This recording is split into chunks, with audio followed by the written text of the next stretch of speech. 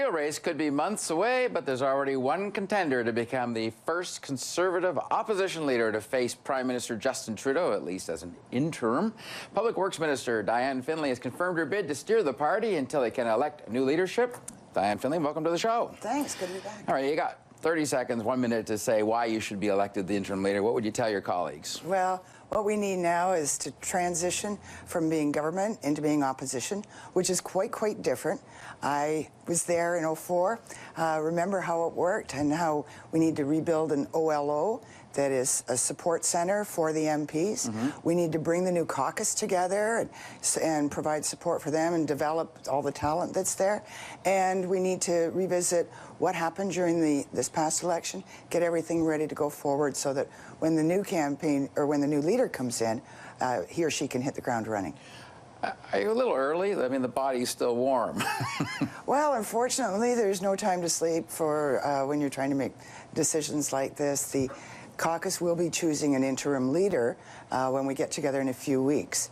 So if you don't get out of the chute early, then it could be too late. And to me, it was important. It's something I've been thinking about for some time in terms of how we move forward if this happened. And so here I am. It sounds like the party is going to just let the MPs that have been elected do the vote, the 99, but the senators, your Conservative senators, are kicking up a bit of a fuss saying they should have a vote too. Where do you stand on that discussion? Well, that decision is going to be made by people other than myself, and I'll be happy to work with them either way. You raised this a little bit because you had anticipated the possibility of going for this interim leader. You must have sensed something was going off the rails on the election campaign. When did you sense it, and what did you sense? Well, obviously, whenever you're at the doors, you hear what's going on. And we found at the doors that people really were supportive of our values, of our policies. They really liked what we were doing.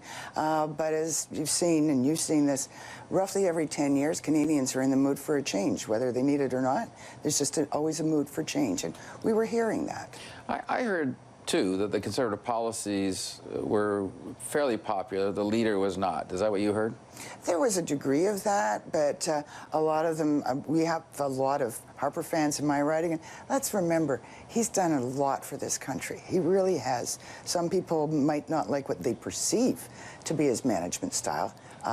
Having worked with him in close quarters behind the cabinet room doors, I know that that perceived style isn't his true style, but we've done a lot to be proud of, whether it's bringing in the lowest taxes in over 50 years or security for Canadians and their families. Do you think he made a mistake going for a fourth time, though? I mean, did you sort of say to yourself, ooh, I should talk to him and say, there's a reason no one's won a fourth mandate since 1908? Well, you could use that same argument to say that all the more reason to try.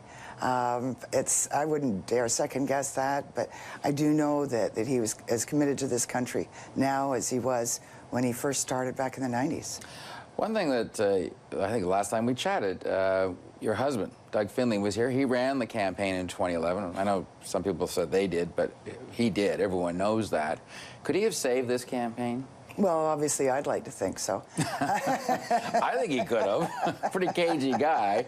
I mean, who takes the blame for this? Well, the party has already put together a team to do a review of what worked, what didn't. Some of those things may be national, they may be at the party, they may be regional. Different messages affected some ridings, didn't affect others, depending on the makeup of the riding, the part of the country. So I think there's going to be a long, thorough process of saying what worked and where do we have opportunity for improvement, and I'd like to be part of that process. You're going to have to take on Justin Trudeau, who's enjoyed a bit of a first-week honeymoon, and it might last for a while. Is that going to be, is he going to be a difficult guy to question, given that you've been doing all the answering for the last 9.5 years? It's going to be pretty awkward suddenly asking the guy that was the third-place party leader all the questions and probably finding out he doesn't answer the questions any better than you guys did. Well, I'll pass that comment, but, you know, I was in opposition. And we were actually pretty good at, I was the agriculture critic when I was first elected, and that's when the BSE crisis was on. Right. And we were asking some tough questions.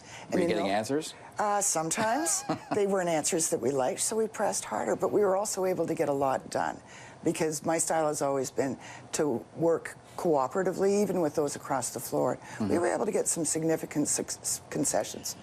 A quick last question. If you're going to run for interim, obviously you're not going to run for the real full-time leadership. Should a woman be running the Conservative Party of Canada into the next election? I think the most capable person should be running it, whether it's in the interim or the long term. I don't think that competence knows gender.